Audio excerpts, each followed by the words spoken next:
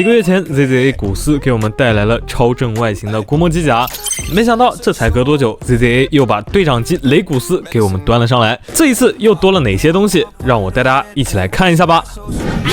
嘴里滴滴百次也别说被长车的后座，我细心整理着我的小 Go fat， 请你开得快一点，俺们傻的站在班门口，我进了个礼给小领导。我的双重身份有时显著，白天上课晚上我演出。产品设定是古斯队长机，第一眼看到产品轮廓的时候，觉得跟古斯非常相似啊，看起来只是加了几个武装单元而已。不过实际收到产品以后呢，包装是整整比古斯大了1倍。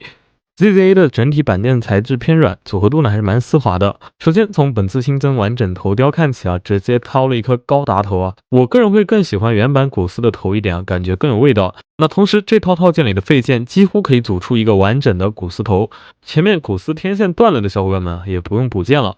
肩膀部分搭载了全新的火力组件，这块火力元件看起来是直接在肩甲上面外挂的一个火力元件，但实际上该单位组件是直接附带了一套完整肩甲的，可以覆盖在原有肩甲上面，整个轮廓是要完整大了1圈的。肩甲正面的装甲零件也有所改变。值得一提的是，我们可以发现 ZZA 在设计古斯这类装甲的时候，他特别喜欢去用一些管线细节作为点缀装饰啊，甚至这一台雷古斯还直接用了软的管线。这个我们放到后面再来说。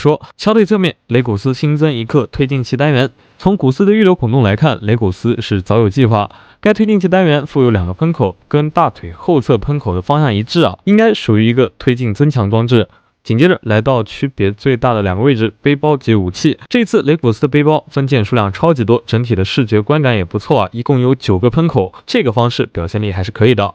在背包外观上，我们可以看到非常多的格栅细节，散热性能应该还是挺不错的。燃料管虽然整体细节比较饱满，但是与背包连接的地方呢，采用了一个万向关节来连接，这里看起来有点突兀。武装部分，主武器是一把光束榴弹枪，下方的榴弹弹夹是真的可以取出榴弹的，然后榴弹可以装在下面的榴弹发射器上。附带的红色软管没有内置铁丝，可以直接与背包连接。盾牌则是进行了全新的设计，整体尺寸被放大了，塞了2段超长的机械臂，可以直接与背包进行连接。其余火力部分，肩部新增导弹舱和腿部侧面的推进器都有可以展开的结构。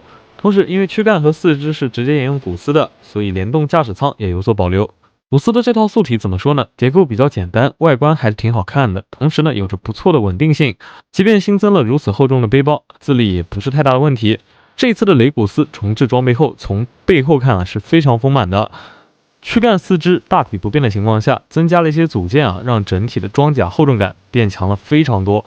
武器尺寸也带来了不错的力量感。这里武器连接采用了新的连接零件，不用担心311握持手握不住的问题。古斯套件内表现非常优秀的特效件也是直接被应用了。从这2款产品的结构也不难看出 ，ZZA 的整体设计风格相对保守啊，但是外观做的还是非常不错的。同时，整台机体的线条走向、细节堆放都是比较考究的，加之整体组合度顺畅，看对眼还是值得推荐的。那不知道大家觉得这2款产品怎么样？可以在评论区里给我留言。这里是梁克来日方长，我们很快再见。